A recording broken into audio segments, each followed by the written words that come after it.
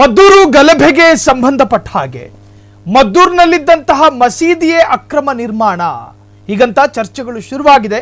ಪ್ರಧಾನಿ ನರೇಂದ್ರ ಮೋದಿಯವರಿಗೂ ಕೂಡ ದೂರು ಹೋಗಿತ್ತು. ಗಲಭೆಯ ಬಳಿಕ ಆ ಒಂದು ಪತ್ರ ವೈರಲ್ ಆಗಿದೆ. ಮದ್ದೂರಿನ ಮಸೀದಿಯೇ ಅಕ್ರಮ ನಿರ್ಮಾಣ, ಪ್ರಧಾನಿ ಮೋದಿಯವರಿಗೂ ಕೂಡ ದೂರು ಹೋಗಿತ್ತು. ಗಲಭೆ ಬಳಿಕ ಆ ಒಂದು ಪತ್ರ ವೈರಲ್ ಆಗಿದೆ. ಮದ್ದೂರಿನ ಚನ್ನೇಗೌಡ ಬಡಾವಣೆಯ ಮಸೀದಿ ಅಕ್ರಮ ನಿರ್ಮಾಣದ ಬಗ್ಗೆ ಡಿಸಿಗೆ ಕಂಪ್ಲೇಂಟ್. ಮಸೀದಿ ಇದೆ ಎಂಬ ಕಾರಣಕ್ಕೆ ಹಲವು ನಿರ್ಬಂಧಗಳಿತ್ತು.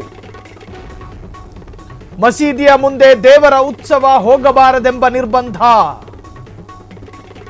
ಮೆರವಣಿಗೆಗಳು ಹಾದು ಹೋಗಬಾರದೆಂಬ ನಿರ್ಬಂಧ, ಸತ್ತ ಹಿಂದೂಗಳ ಶವದ ಮುಂದೆ ತಮಟೆ ಬಾರಿಸದಂತೆ ನಿರ್ಬಂಧ, ಕೆಲವರು ಸಮಸ್ಯೆ ಮಾಡ್ತಿದ್ದಾರೆ ಅಂತ ಸ್ಥಳೀಯರ ದೂರು, ಮಸೀದಿಯಲ್ಲಿ ಅನ್ಯ ಚಟುವಟಿಕೆ ನಡೆಯುತ್ತಿರುವ ಆರೋಪ. 2025ರ ಜೂನ್ ತಿಂಗಳಲ್ಲಿ ಉದ್ಘಾಟನೆಗೊಂಡಿದ್ದ ಮಸೀದಿ ಈ ಪತ್ರವನ್ನು ನಿಮ್ಮ ಫ್ರೀಡಂ ಟಿವಿ ದೃಢೀಕರಿಸುತ್ತಿಲ್ಲ. ಮದ್ದೂರು ಮಸೀದಿಯೇ ಅಕ್ರಮ ನಿರ್ಮಾಣ ಎನ್ನುವಂತಹ ವಿಚಾರದಲ್ಲಿ ಹರಿದಾಡ್ತಾ ಇರುವಂತಹ ಪತ್ರ ಅದು ಸತ್ಯವೋ ಸುಳ್ಳೋ ತನಿಖೆಯಾಗಬೇಕು. ಈಗಲೇ ಫ್ರೀಡಂ ಟಿವಿ ಅದನ್ನ ಕಡ್ಡಿ ಮುರಿದ ಹಾಗೆ ದೃಢೀಕರಿಸ್ತಿಲ್ಲ. ಮದ್ದೂರಿನ ಚನ್ನೇಗೌಡ ಬಡಾವಣೆಯ ಮಸೀದಿ ಅಕ್ರಮನೋ, ಮಸೀದಿ ಅಕ್ರಮ ಅಂಥೇಳಿ ಡಿಸಿಗೆ ಕಂಪ್ಲೇಂಟ್ ಹೋಗಿತ್ತ, ನರೇಂದ್ರ ಮೋದಿಯವರೆಗೂ ಕೂಡ ವಿಚಾರ ತಲುಪಿತ್ತ, ಆ ಬಗ್ಗೆ ತನಿಖೆಯಾಗಬೇಕು. ಕಾನೂನು ಬಾಹಿರವಾಗಿ ಅಕ್ರಮವಾಗಿ ಮಸೀದಿಯೂ ನಿರ್ಮಾಣ ಆಗಬಾರದು, ಮಂದಿರವೂ ನಿರ್ಮಾಣ ಆಗಬಾರದು. ಕಾನೂನಿದೆ ದೇಶದಲ್ಲಿ, ಲೀಗಲ್ ಚೌಕಟ್ಟುಗಳಿದ್ದಾವೆ, ಸಂಬಂಧಪಟ್ಟ ಅನುಮತಿಗಳು ಬೇಕು.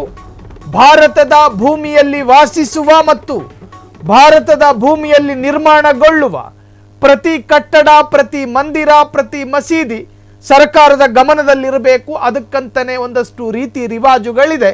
ಅದನ್ನ ಪೂರೈಸಿದ ನಂತರ ಆರಾಧನೆಗೂ ಆರಾಧನಾಲಯಕ್ಕೂ ಒಂದು ಗೌರವ ಮತ್ತು ಒಂದು ಕಾನೂನು ವ್ಯಾಪ್ತಿಯ ರಿಜಿಸ್ಟ್ರೇಷನ್ ಸಿಗುತ್ತೆ. ನಾವು ಜನಿಸಿದ್ದೀವಿ, ನಮಗೆ ಬರ್ತ್ ಸರ್ಟಿಫಿಕೇಟ್ ಇಲ್ಲ. ನಾವು ಸತ್ತು ಹೋಗಿದ್ದೀವಿ, ನಮ್ಮ ಹೆಸರಿನಲ್ಲೊಂದು ಡೆತ್ ಸರ್ಟಿಫಿಕೇಟ್ ಇಲ್ಲ. ಗಾಡಿ ತಗೊಂಡಿದ್ದೀವಿ, ಲೈಸೆನ್ಸ್ ಮಾಡಿಸ್ಕೊಂಡಿಲ್ಲ. ಮನೆ ಇದೆ, ಮನೆಗೆ ಪತ್ರ ಇಲ್ಲ. ಇದು ಅನರ್ಥ. ಆ ಅನರ್ಥತೆಗೆ ಒಂದು ಅರ್ಥ ಬರಬೇಕು ಅಂದರೆ ಪ್ರತಿಯೊಂದು ಕೂಡ ದಾಖಲೆ ನಮ್ಮ ಜೊತೆ ಇರಬೇಕು.